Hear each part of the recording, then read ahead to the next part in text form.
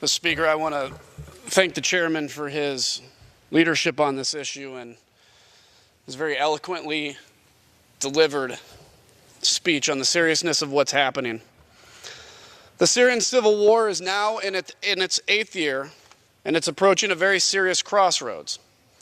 While the media focus fades away after some chemical attack or a picture that steals our hearts for a moment, the war crimes being committed and the atrocities taking place in Syria are happening in full force right this very minute.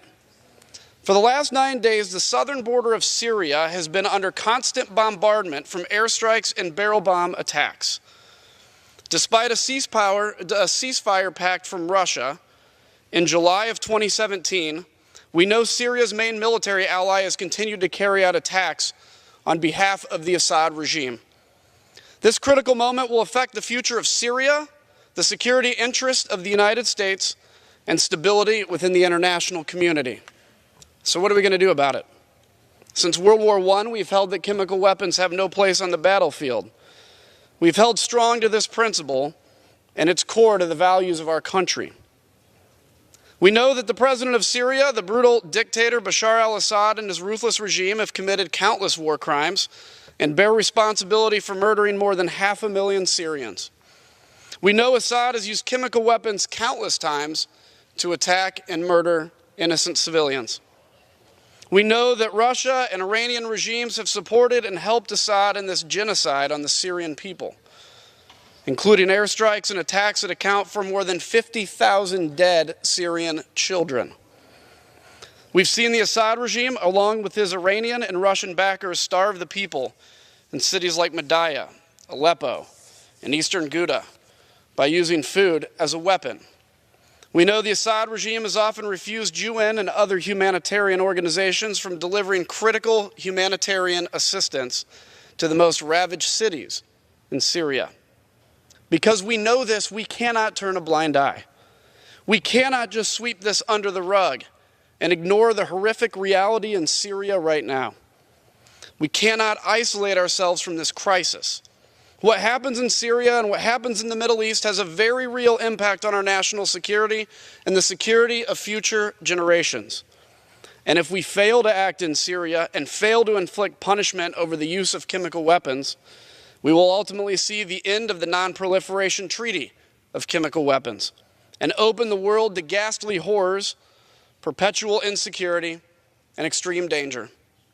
I support the President's enforcement of those red lines, but we must not be naive enough to think that if we show weakness elsewhere, it will not happen again.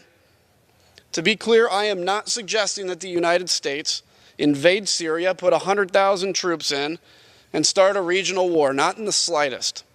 What I am suggesting is that we take a stand for what's right, what is just, and what is in the best interest of the United States and the freedom-loving people around the world. We need a long-term strategy in Syria that leads to a solution of peace and an end to the ongoing, deadly, and horrific conflict. This strategy should also include the end of the Assad regime and a place at the table for all people at the table of government. First, we must maintain a presence in Syria, and we must uphold the de-escalation zones that have already been established.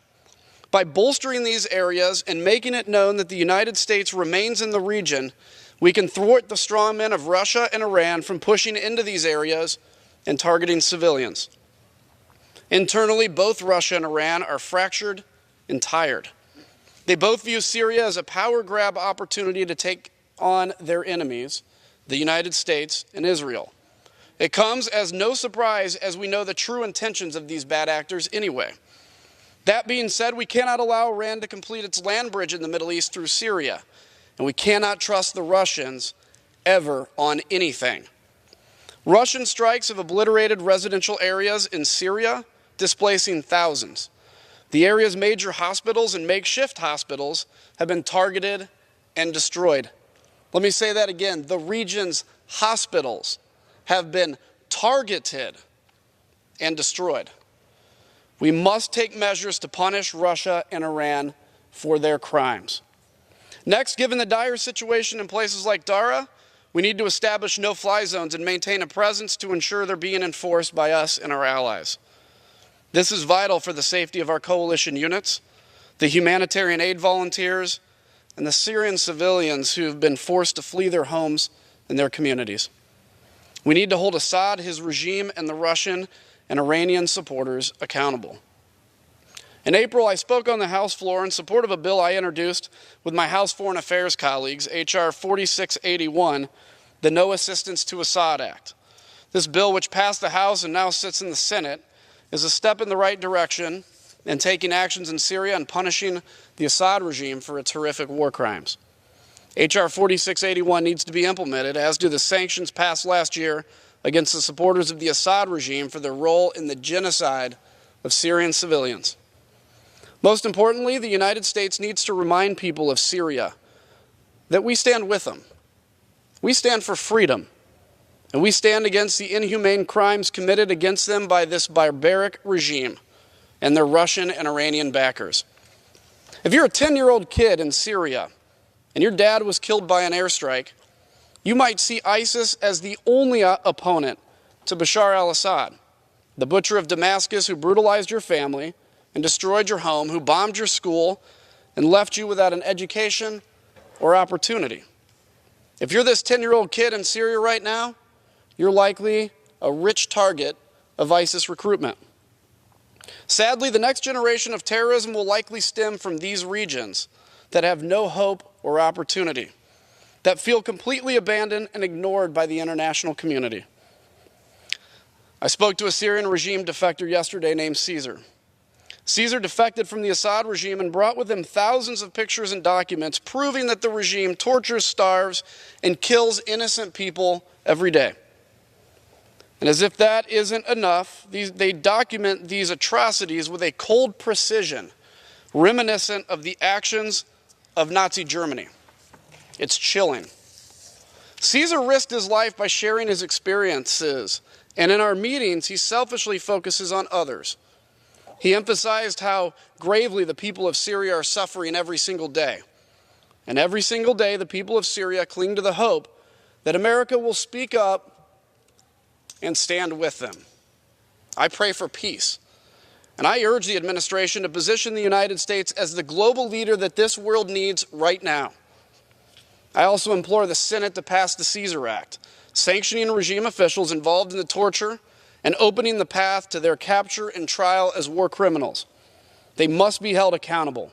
We have passed this bill repeatedly, and we will do so again if we must, but the Senate has an opportunity to make this law and stand with the values that we hold dear.